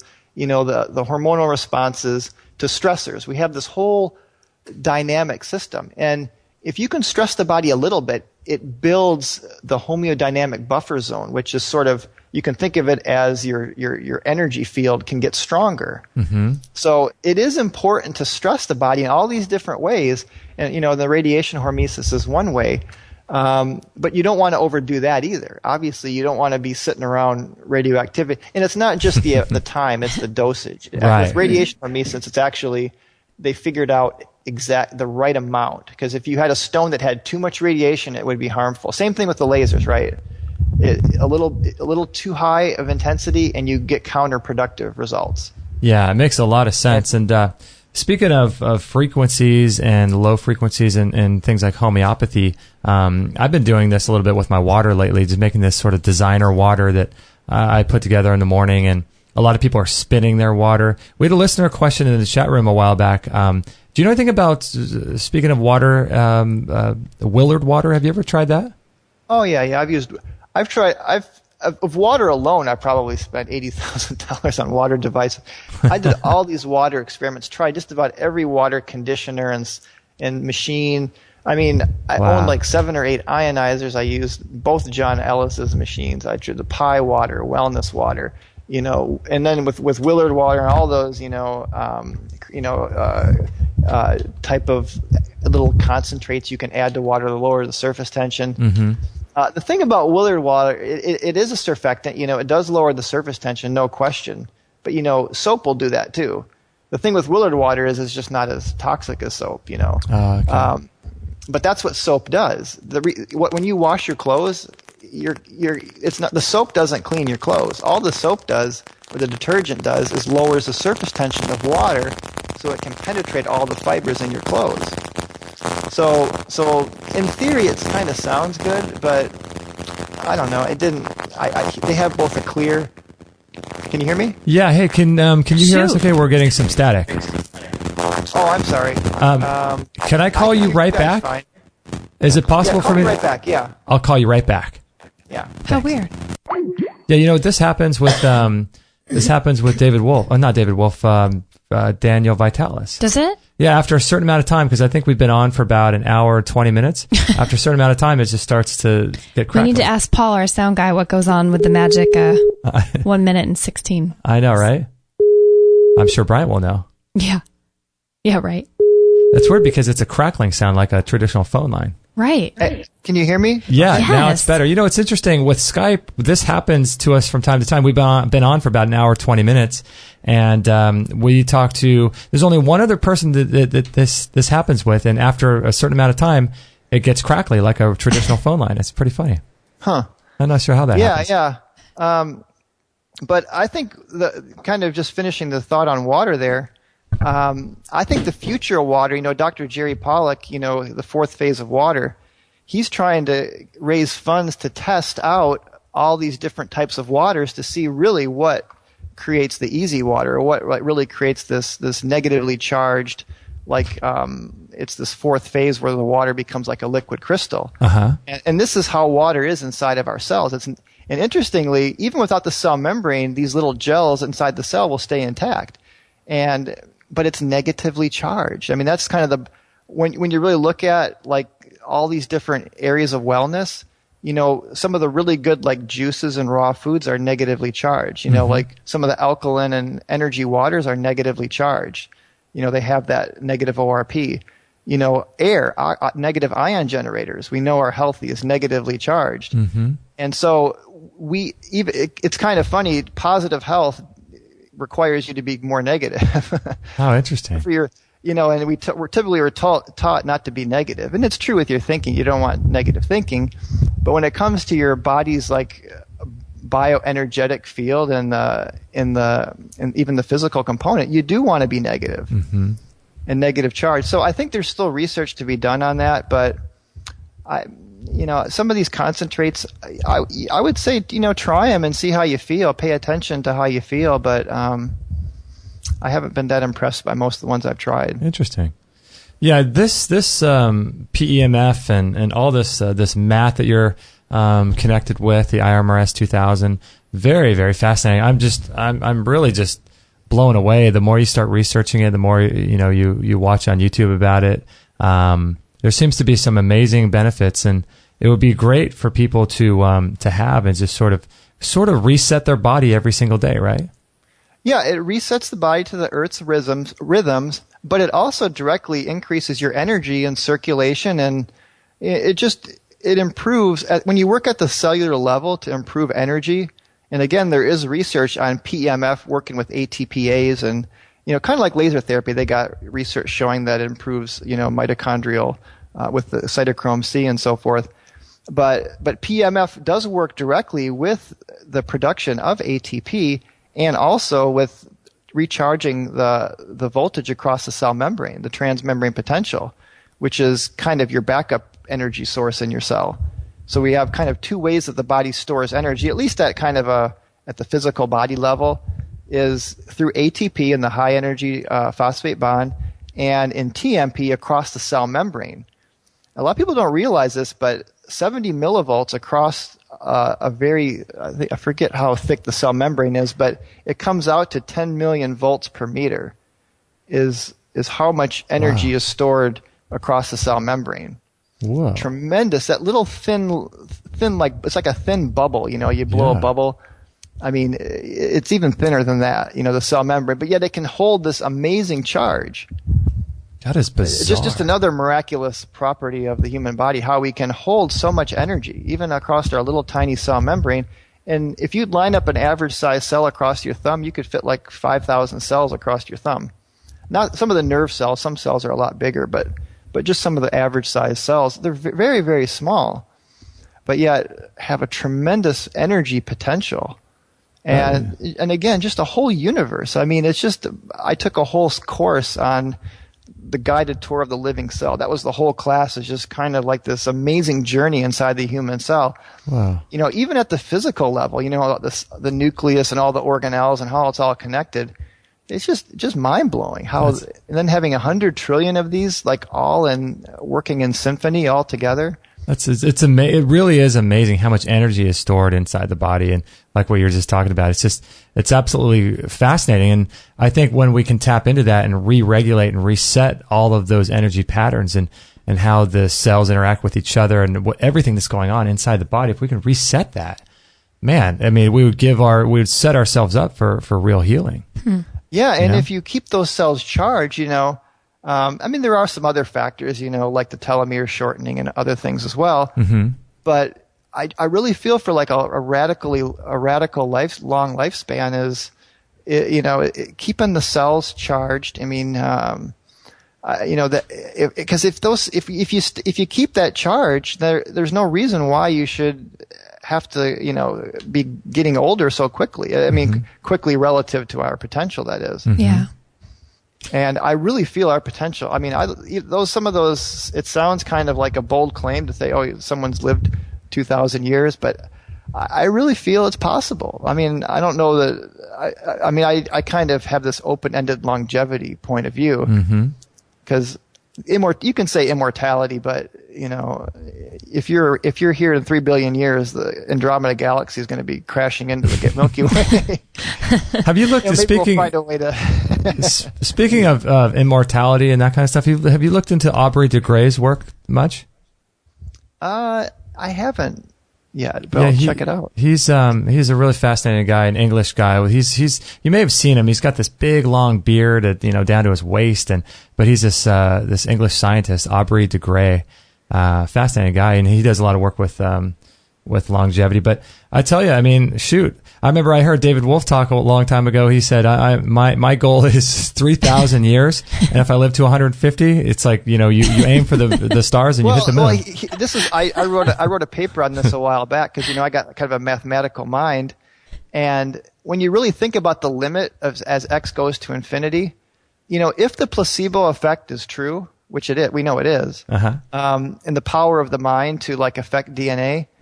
I mean, why not? I mean, why stop at 3,000? I mean, maybe you got to work with your subconscious mind, something that's a little believable. Mm-hmm. But I agree with that. That is a very important point, because if in your mind you have that you're going to live to be 80 or 100, it's like a process where your body is getting set up to age towards that endpoint. Mm-hmm. So it's like the limit as x goes to 80 or 100. Mm-hmm. So you're aging as you're kind of talking to your subconscious mind is how long you're going to live. Well, the question is, how long do you want to live? Mm-hmm. I mean, if you only want to live to be 80 or 100, okay, but I'm like David Wolf, I want to live to be, 2,000, at least 2,000, like Babaji or this other. Yeah, why not? This elder in this community. Those are the longest lifespans I've heard. Yeah, that's fascinating. If they've done 2,000, it's like, why not? Why not focus on that? And you're right. It's like if you only make it to 150 or 160, at least you didn't have that limiting belief to limit you to something like much less than that. Yeah, I totally agree. We had a guest on our show a while back doing some work with Dr. Ed Park with telomere shortening. I'm sorry, telomere lengthening. But I remember that reminds me of what is his name? Peter Ragnar, and he was talking about the longevity, and I'm sure you're very familiar with his work. Peter. I'm very close to Peter. Yeah, and he was talking about at this particular talk he was giving that human beings, we sort of set this subconscious programming up our whole entire lives of how long we're going to live, and just like you were saying that we're going to live till 80 years old or whatever, but there's never been a human being who's thought that you could live for 2,000 years, 3,000 years, 4,000 years, and what would happen if we actually believed that? Interesting. That is a good question, and and even Peter talking about the telomeres. Peter, there is some good research that work on moxibustion or even energy on stomach 36 helps to lengthen telomeres. Oh, really? Peter was big on there was this couple that was over 200 years old that was one of their secrets was and so Peter, I think he's still doing it. Last time I talked to him, he does a lot of things for radical life extension. He's a crazy guy, isn't he? He's awesome. And I've been to his house a few times and been to several of his seminars.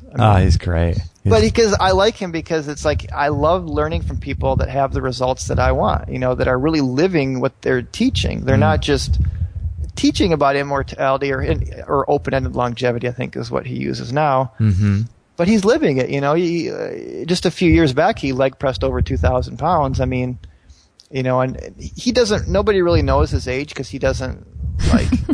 He's one of those guys. I think there's some wisdom to that, to not celebrating birthdays or to just kind of forgetting, because you want to get that number off your back. You don't want to be, because then what happens is other people see that number in you. And it's like, oh, you're 50, and it's like all these subconscious innuendos that are like, and if you pick them up, unfortunately, the subconscious mind remembers everything. So not celebrating birthdays is kind of a smart thing, because then you're always one, you're always eternal, you're always infinite. I love that. And to me, that's a more. And I tried. I still have my mom call me my birthday, but I really try not to. Yeah. I'm really not big on celebrating birthdays. I think there is some wisdom in that, and there's nothing wrong with having fun. But just put one candle on your cake, or make an infinity symbol out of your candles. Oh, that's cool. That's a good idea. I like what you said there. Get that number off your back. That's pretty cool. Yeah, good way to put that. Yeah. Yeah, you gotta just get that number off your back. It's like people are wearing like football jerseys, but with their age on their back. It's like that's true. It's like you just get that number off your back. Just. And just it just kind of because we really, when you think about like quantum field theory, each moment there's infinite possibilities before us. That's one of the distinguishing features from quantum field theory to Newtonian physics. Mm-hmm. Is that in Newtonian physics, the state of at a system at every point is well defined. There's there's like one position and velocity or whatever. But in quantum physics, there's all possibilities every moment. So things aren't so we literally are standing on the edge of eternity every moment with infinite possibility in front of us. So we may as well, open our minds to the greatest possible, lifespan, abundance. Mm-hmm. It's just whatever it is, just don't limit yourself in any area of your life. I agree. I like that a lot. And I've heard people talk about I think it was, Dr. Dispenza, when he was on our show, he was talking to Dr. Joe Dispenza, he was talking about when you get into a meditative state, you can actually sort of pull down a possibility in the quantum field of what it is that you're trying to accomplish or which direction in your life you'd like to go. You can pull this thing down into your own personal reality, which is kind of like the same thing you're talking about. I mean, it's consciousness that collapses the wave function into an actuality. And, but things in the unconscious, like in creativity, you have a preparation phase. Mm-hmm. Are we getting static again? No. It's perfect. Oh, okay. And then you have an incubation phase where things in the unconscious, that processing, like that superconscious processing. And then you get this creative insight, like in a flash. Mm-hmm. And then you act on it and manifest it. But it's coming from the infinite potential into that creative insight. And meditation also facilitates this process. And then it's up to you to manifest it, because we're in a time, it's not just about self-realization right now, it's about self-actualization. It's about having the realization, but then bringing it into physicality and manifesting it. Mm-hmm. See, it's not just about meditating in the Himalayas anymore and being like in Nirvikalpa Samadhi all the time. Uh-huh. The time we're in now is to be a god, to be a creator, to meditate and go in that state, but then bring creatively into the world, physically manifest your unique, potentials, because we all have kind of a unique place to play in all of the universe. Mm.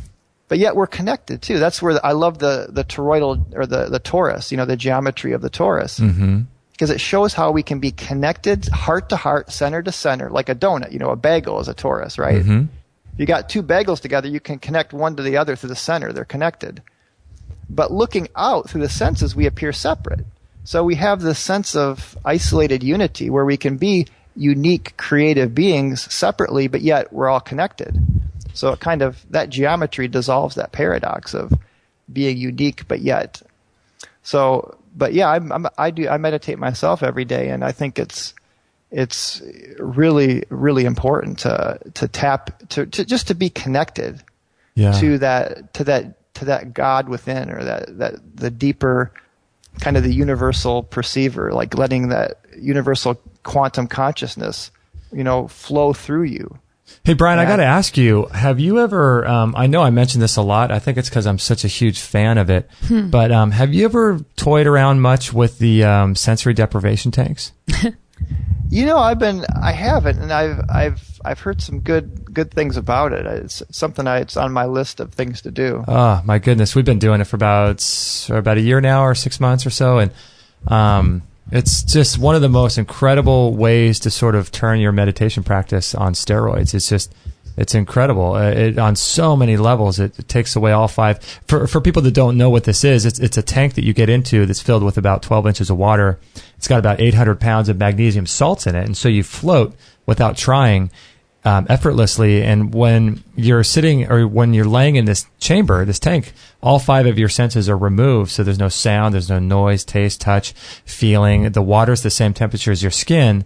And so at some point when you finally relax and you're finally able to let go, you're sort of just a mind in there. It's like the mind untethered from the body. And so you're just able to sort of, I feel like you're really able to heal because your body's not obstructed with other sensory impulses. Like even now we're sitting on a chair, we're talking, there's sensory input coming in, but when you're in a tank, all of that's completely removed. And it's just the most incredible environment that cannot be replicated anywhere in space or anywhere. And I try to turn as many people as I can onto it because it's changed my life so much. And I'm sure there's got to be tons of places out there in Florida too. Yeah.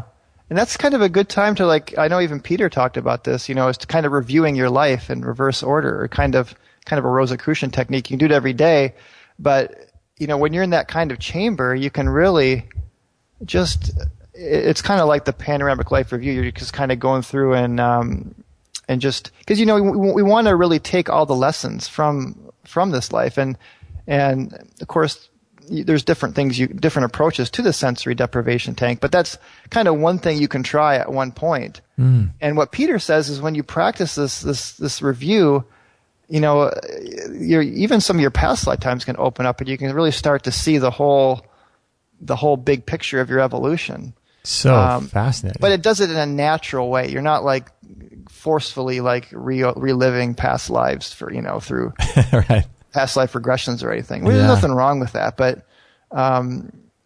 certainly we have a lot to deal with just in our present life and working with what's in front of us in this now moment. Because the universe is always teaching us moment to moment through reflections, through every person, every situation as a teacher. And I think if we can really see the universe that way, then when somebody agitates us or irritates us or make us upset, we realize it's just it's like a healing angel, a teacher at that moment to show us a part of ourselves that we've kind of, put into repression or denied or, but meditation, it's kind of the whole spiritual practice. We have to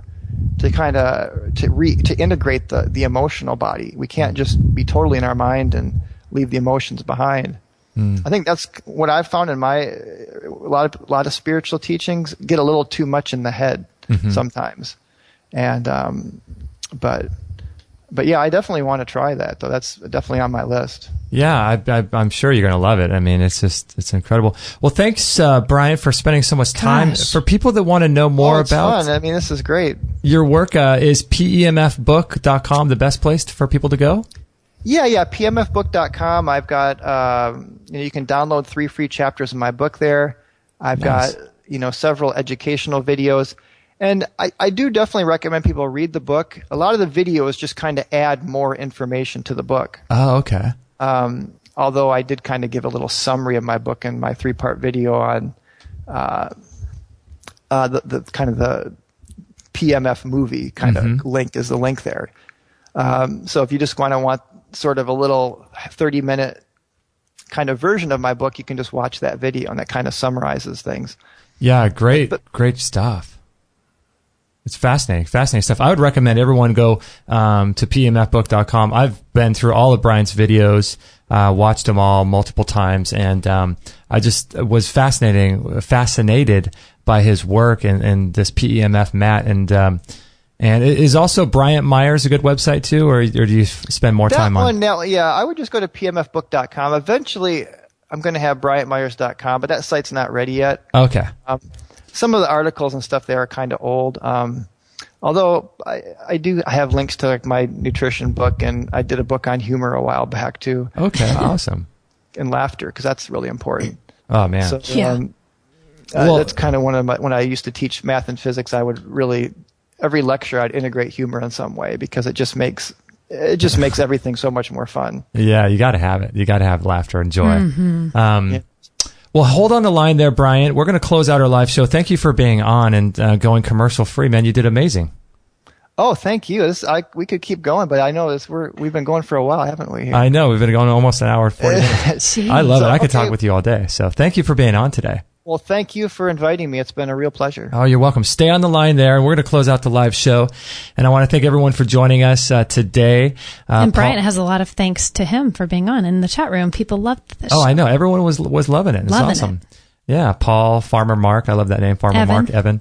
So thanks, everyone, for joining us. Next week, we have, let's look at our calendar really quickly. For next week, we have Natasha Campbell-McBride. We're going to be talking about heart health and also digestive issues. And we're going to have our dentist out there in Texas, Lane Freeman. She'll be talking about the dental and oral impacts and how oral pathology affects our health. Jesse Canone will be talking about back pain. Lee Burnett. We've got a ton of shows coming up every Friday. So check that out, 9 a.m. Pacific time at extremehealthradio.com/live if you want to join the chat room and make some friends. We appreciate you guys. Don't forget to go to extremehealthradio.com/join. Please go there and see if there's any ways that you can help support our shows, either through Patreon or buying through our Amazon link, anything like that. We appreciate it. And as always, we have our store as well with tons of great products. You don't need any of these products, but they are helpful to sort of speed along the process of natural healing. So check those out if you're interested in that. And we're going to close out the live show. I think that's a wrap. That's a wrap, people. Have a great Memorial Day weekend, guys. Yes. Thank you so much. Be safe, be healthy. Okay, talk to you later. Bye-bye. All right, so Mr. Bryant Meyers, how was that show? Physics Informative. Lessons. Yeah, physics lessons 101, huh? I'll tell you, he'd be the coolest teacher, though. I have the hardest time speaking. I just can't get this frog out of my throat. Oh, yeah, no, it's okay. So thanks for holding down the fort. Yeah, no worries. You're coming out of that. That's still coming out. Yeah, thank you. I appreciate that. Interesting. Yeah, pretty interesting guy. The PEMF mat. If you guys are interested in the mat, we don't make any. We're not financially compensated in any way, but if you want to go, we've redirected a link for you to make it easy. It's extremehealthradio.com/PEMF. P as in Peter, E M as in Mary, F as in Frank. extremehealthradio.com/PEMF. If you're interested, that'll just redirect you over to the. I think it's the IMRS 2000. I think you're right. Yeah. But yeah, fascinating guy, huh?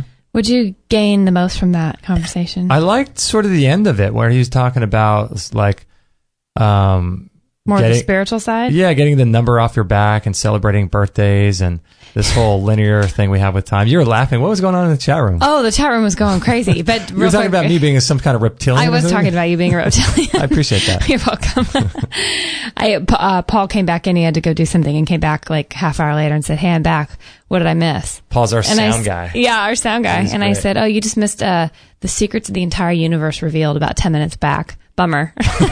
Bummer for you." Bummer for you. That's awesome. I'm all, thank God it's on podcast. You can go back and no, but you know, I'm laughing a little bit because you know when something, is on your radar and then you hear it like 2 or 3 times in a week. This is the 3rd time I've been hearing about getting that number off your back. Oh, really? I haven't heard it said exactly like he did. So, but when he said it, I'm like, of course, it just keeps coming around. The Hay House World Summit that we've been promoting and listening to. Dr. Christian Northrup talks all about how important that is to basically not live from this squiggly number that we associate ourselves with, because it really does start to mess with you on a psychological level. And it somehow messes with your subconscious, doesn't it? It totally does. Yeah. So when he said I'm like, I love these conversations about, Bryant's very, obviously interesting, but I think he's really, he paints really good pictures of the way he talks, even for being such a scientist. Yeah, he does. I really connected. The last half hour was the most interesting and fascinating half hour to me, where I felt like, yeah, okay, things are starting to click a little, and I resonate a lot with that. And it's funny, he said that the law of attraction could be sort of substantiated through quantum physics. I'd like to know how that works. Well, that's why we're having him back on the show. Yeah, we need to have him back on. We have a ton of great questions. Our friend Shane in the chat room after the show was off the air. Bunch of deep stuff in here that he said he didn't want to get too much into, because he didn't know if people would quite understand. If he said he didn't even know if he'd be able to comprehend the answers. So I said, hey, send us an email with all the questions when we have Bryant back on. I mean, he's your man. He's your guy. I like Bryant, so approachable and so down to earth, but gosh, like, he makes me nervous. He's such a wealth of knowledge. It's like, he makes you nervous. Yeah, if he were my teacher, I'd love it, but I'd be scared of him. Yeah, it's funny. He's like, so wow, knowledgeable. You're a little intimidating, but in a really great way. He's very, very fascinating guy. I like how he's bringing in the emotional, spiritual stuff to the physics, because that it seems so strange in our culture and our society. Man, you go to college and you have to pick your major as if everything is disconnected and. Everything is, though, in this world that we grew up in. We're made to think that. My brother and I always joke around about how, like, people work out different body parts, and he'll talk about how he's going to go to the gym and work out his lower ab muscle, like his just one. His lower what do you call those things? What do you call the ab muscles? Like the six pack, the lower one pack, my the low lower pack, left six pack. But it's true. I mean, you have all these doctors that focus on, like, the ears, and then you have a doctor that focuses on shoulders. It's so bizarre. Go to a specialist for they're not that great at viewing the body as an intersection of all these things combined. And what do you think about the guys living to 2,000 years old? I think that would just blow my flipping mind. I would be Star Trek music. It's amazing. I think it could happen. Do you think it could happen? I do think it could happen. Do you? Oh gosh, I'd have to see it. I mean, I don't know. I mean, like, what's his name was saying? Paul was saying, I was going to bring this up during the show, because that's a theory I've heard about before too in the Bible, where the firmament above the waters was separated from the firmament below the waters, which sort of insinuates this canopy that was around the earth, like an atmosphere. Yeah, like a terrarium, Paul was saying in the chat room. Yeah, but it was made of water, and it wasn't, because somehow we were being shielded from the radiation of the universe, and that's how man was able to live to 900 years old. But let's say all that's true, and man did really live to 900 years old. How are people living to 2,000 now in a toxic world? Mm-hmm. Are they living in caves? And I don't know. I mean, I think it's very well within the realm of possibility that we could live to 150. I think anything's possible. Yeah, especially with what's going on now in the research and things. And I'll tell you what, though, no matter what we're doing with the research and the, extending telomeres and doing all this scientific stuff, I think the name of the game is just completely obliterating stress. There's no way that you could be doing all these wonderful things for yourself and living in a stressed out state and make it past 100, probably. I mean, it seems like you'd have to have everybody playing by the rules and jumping on board. Your stress capacity would just have to completely be wiped out, I think, how do you to have get a shot rid at of it. All stress? I don't know. Through meditation? Maybe that's what these guys were doing, if they're doing it and living to 2,000. Maybe they're just such enlightened beings and live so simply. They don't have they live by a whole different system, How would you want to live if you had to if you meditate in a cave all day to 2,000? I mean, that would be no fun, right? Well, unless you're so in the zone, and that's something, if you love it. I mean, I see how I get just excited about these, meditation experiences or float sessions or reading a book that blows your mind. I mean, maybe, obviously, I think they have a different set of genes and DNA or something. Could you imagine talking with someone like that if they were in somewhere in America or somewhere in an English-speaking nation where you could actually talk to them. I mean, that means that they were alive during the time that Jesus was here. Yeah, I was thinking about that. I mean, how bizarre they must live by such a different set of guidelines and moral principles, and it must be like talking with an alien or something. Could you imagine? Think about how much truth, though, they would possess, and how they'd be the only real link, if they're of their right mind, to be able to actually distinguish between what really happened from their perspective and what we think happened and what's been changed in the stories in the Bible. And I mean, that could be a game changer, but no wonder, like, I think Bryant was saying, like, who would want to come out and expose that? I mean, they'd take you away and pick your brain apart. And I mean, who knows who they have, if they already have people like that locked away and are experimenting on them or using them for information. But like, imagine if that was true, walking the earth, maybe even walking alongside or being in the crowd of one of Jesus at his, at his talks. Years ago. I mean, you're going through. They were past the loaves and fishes. Wouldn't that be crazy? You passed it through your hands and you were there. You could have been. I mean, I just think about how crazy it would be if, the founding fathers were still alive, and what were they all about? I mean, That's what easy. we're told in the history books is not what we're getting. It's not the real truth. Yeah. So what were they all about? And that was only a couple hundred years ago. Wow. I mean, imagine the change in the world that you would see.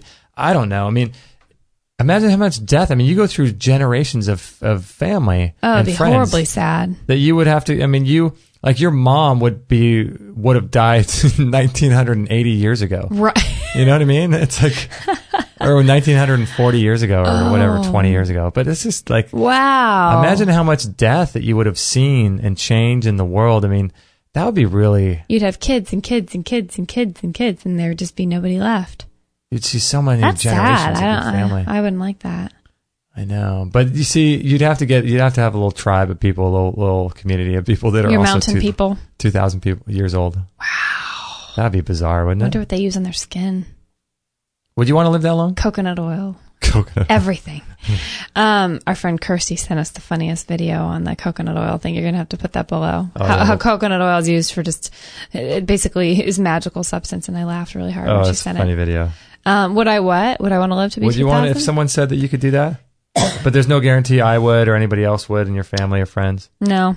Really? Mm-mm. Really? That'd be lonely.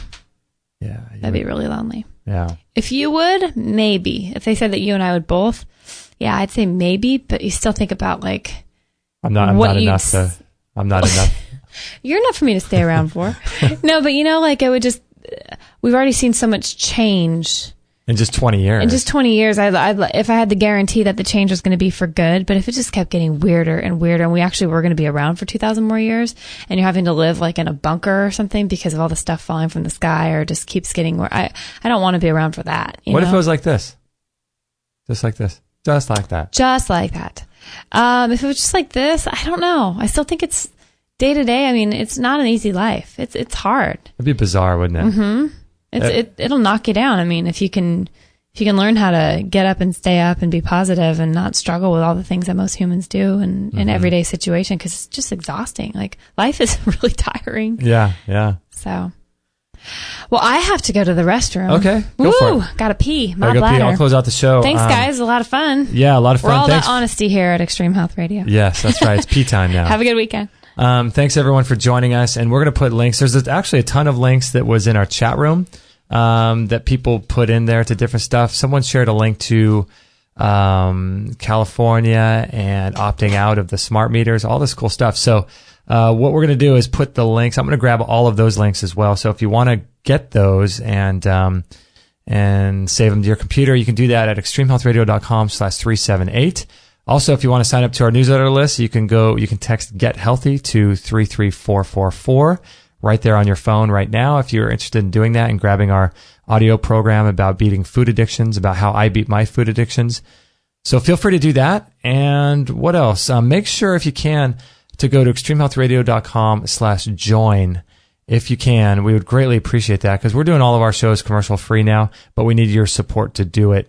And so you can check out our store, our Patreon account, where you can donate $1 per episode or 20 cents an episode like Al's doing. So cool. And you can learn how to tweet us and follow us on Twitter and share our stuff and subscribe on YouTube. A bunch of free ways to support the show too. So if you like what we're doing and you are appreciative of what you're doing and you're getting something out of what we're doing, we need your help. And please consider going to extremehealthradio.com/join. And there's 2 ways to support us financially and about 7 or 8 or 9 ways to support us on, in a non-financial way. So any way that you can would be really, really helpful. So anyway, I thank you guys so much for joining us. Kate's going to go in the kitchen now and start making some food, and I've only had a couple pieces of fruit, so time for me to eat as well. Wow, look at that. Hour, 57 minutes. That's amazing. Please pass the show on to your friends. We'd greatly appreciate it. Check out extremehealthradio.com/join, and please support us in any way you possibly can. We'd greatly appreciate it. We love you all, and we hope you're having a great day wherever you are in the world. Let us know if we can ever help you out in any way, and we'll talk to you soon. Thanks. Bye. Hey, everybody. This is Josie, Justin's mum. Don't tell him, but I know he would absolutely be really happy if you would sign up to his free weekly newsletter. And don't forget to share this with all your friends. This is the buzzing bumblebee signing off. That's so good. Hello.